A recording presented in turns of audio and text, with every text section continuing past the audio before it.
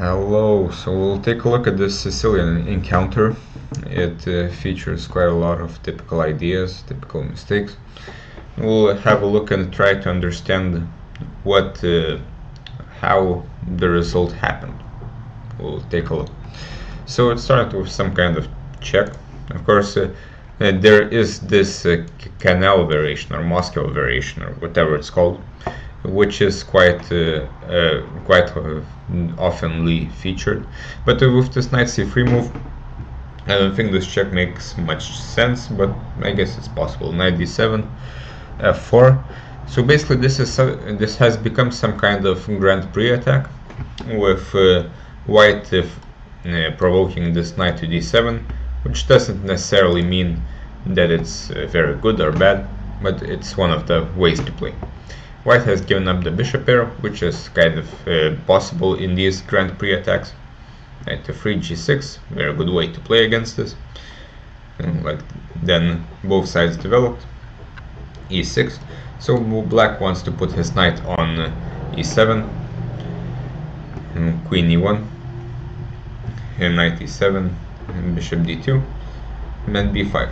So black is not castling yet, I presume because he doesn't want to get checkmated, but I think in any case black will have to castle in these positions.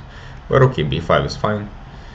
a3, a bit passive, and a3 doesn't really stop anything.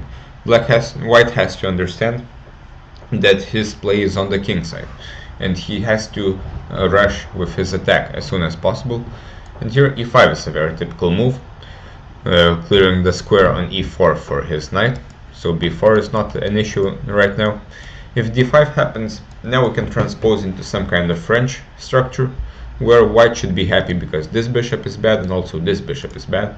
He has a hook here to attack, or g4, f5. So white is doing quite well here.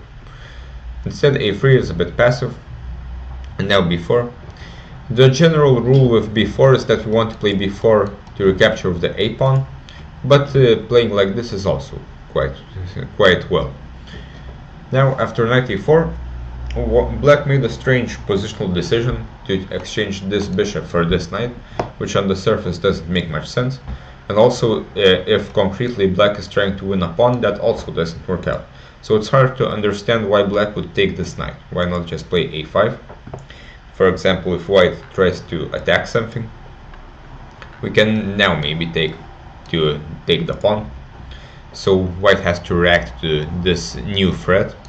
For example, c3, we can just castle. Nothing is really hanging here.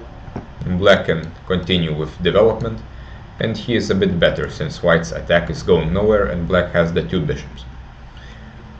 But here black doesn't have the two bishops anymore. After c3, white is planning to take the center, maybe create a weakness here, and he doesn't really have to attack anymore. Now black doesn't have many positional advantages. Black gives a check, d4 happens. This kind of weakens the light squares. White has the dark squared bishop, so it doesn't make sense to put pawns on dark squares. But okay, bc, he takes back with the pawn. Probably best was to take back with the bishop to potentially exchange these bishops with d5, so that the attack can actually happen. Without this bishop, it might be difficult to defend. bc. Now black castles and rook e1, and now white has completely given up his initiative. Not that he had much initiative, but now black will be the one attacking. White should probably try to play c4 and c5, or at least c4 and d5. Maybe play queen e2 to double on the a file, and play c4 eventually to attack this pawn.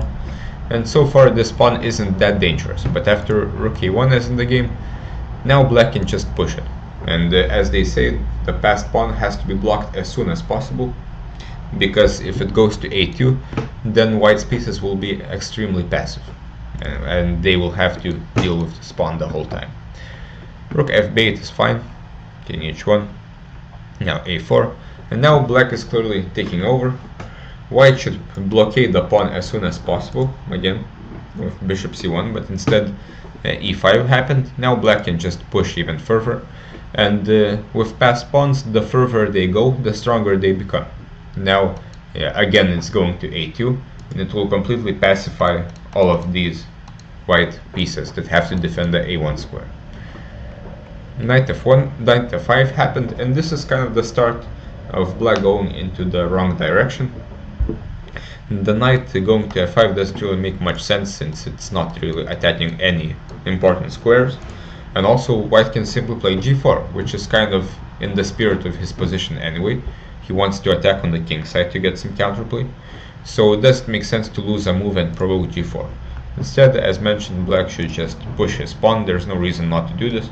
Try to put it on a2 and go from there. With knight f5, g4, knight e7.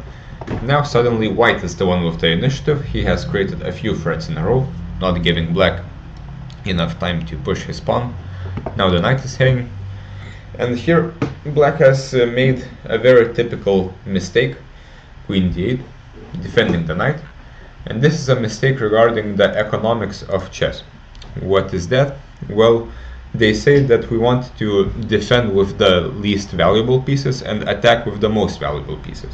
So to get rid of this pressure on the knight, well, we can either move the knight, but that's very risky because of f5, or we can defend it. So what can we defend it with? Maybe the bishop, maybe the queen, but the rooks as well.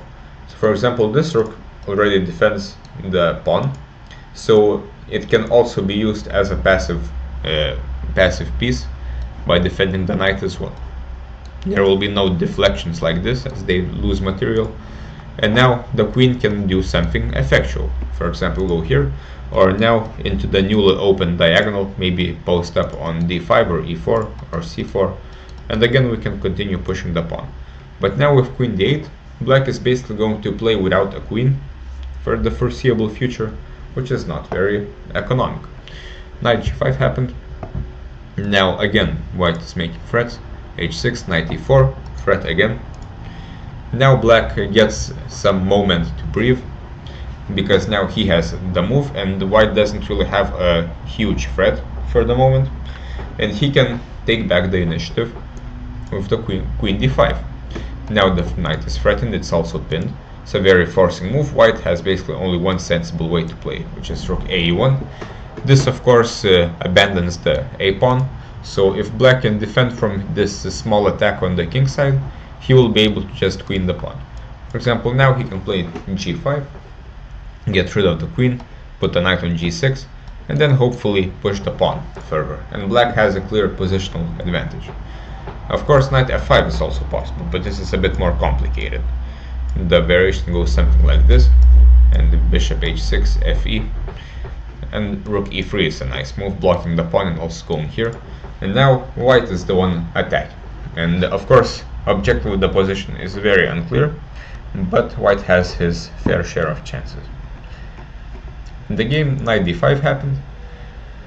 White played knight f6, which should lose. Instead, queen h3 was a nice move, again making a threat of bishop takes h6. For example, after g5, white can continue with the initiative, knight queen f3. For example, queen c7 to defend this. Again, threats, h4. And all the while black isn't in time to push his a pawn and create a queen.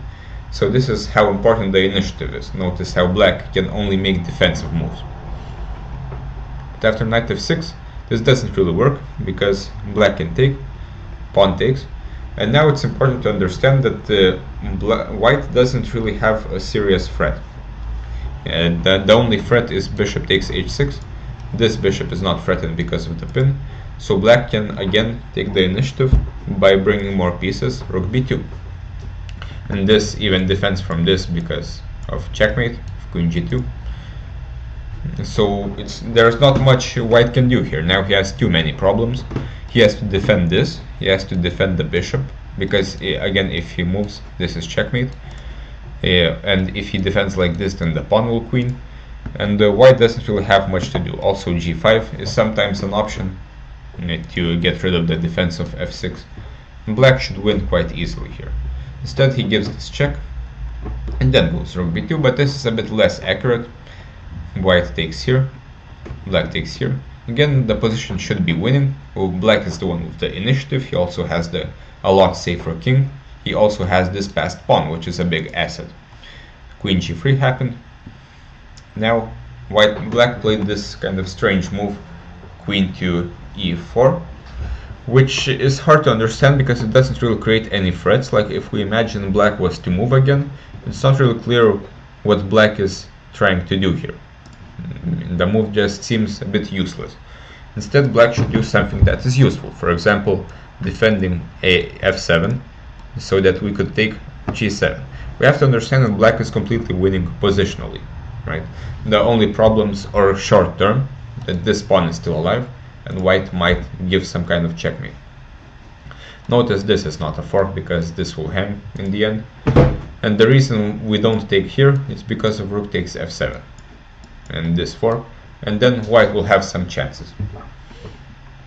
But something like rook a7 or even rook b2 to just stop any tactics, and also maybe a3 simply, though this again blunders rook f7.